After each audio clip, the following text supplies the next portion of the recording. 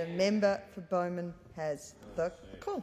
Well, Madam Deputy Speaker, one of those rare moments when I see members from the government actually standing around and actually listening during an MPI, obviously willing to listen to any discussion other than the obvious mammoth in the room being the events in Indonesia. And as many of those government members scurry back to their electorates tonight, Deputy Speaker, you may be able to escape the questions this week, but you will not be able to escape the questions from your own electorate, because the tradies and the subbies and the apprentices in your electorates will be asking you the very simple questions. Where do you stand on asylum seekers? A simple question we couldn't get an answer from our Prime Minister.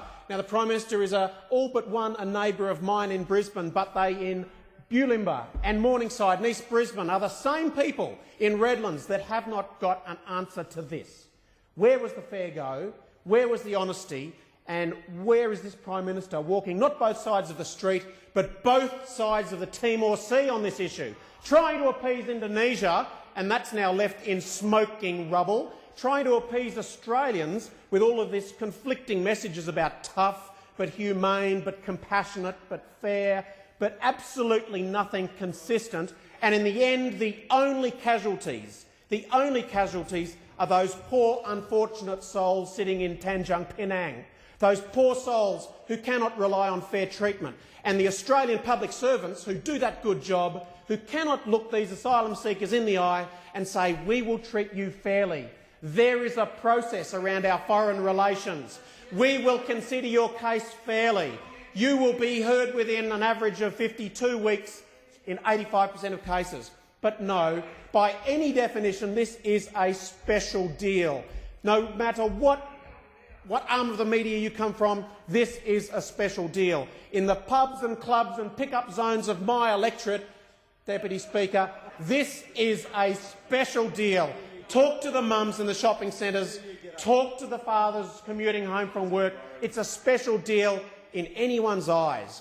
You're not fooling anyone. Now, we started with a Prime Minister who was all Mr Nambour, fairness out the back door. We saw the television ads, but I'll let you know I went to Mooloolaba State School.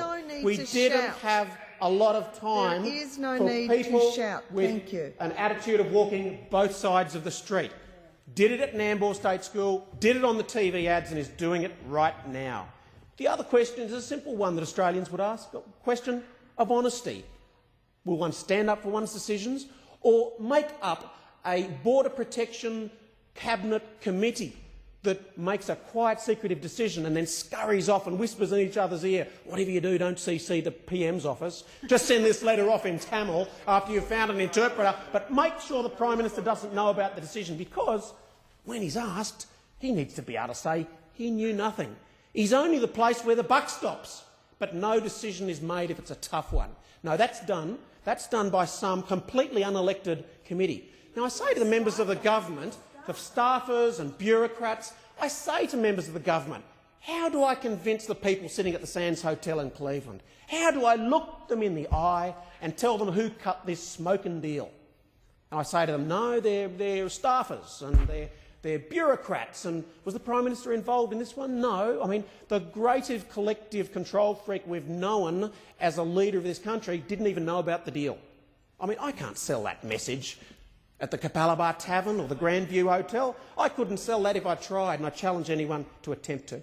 And finally, the notion of a fair go, because the one thing that we have always relied on this country since rules were tightened and improved in 2002, and with it the boats dropped away to 3 boats a year and then 1 boat a year, and all the trickery of counting in the numbers before 2002 aside, we clearly set up in this country rules for which most Australians were extremely supportive of.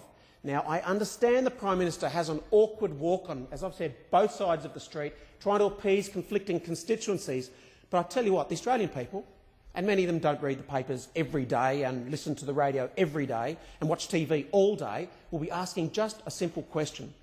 Was it really a fair go for those 78?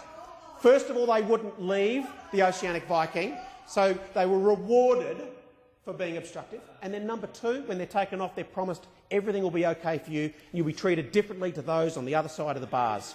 It's a triumph of these asylum seekers and obstruction over our Prime Minister. It has weakened our Indonesian relationship. It has been exposed for what it is by this side of the House.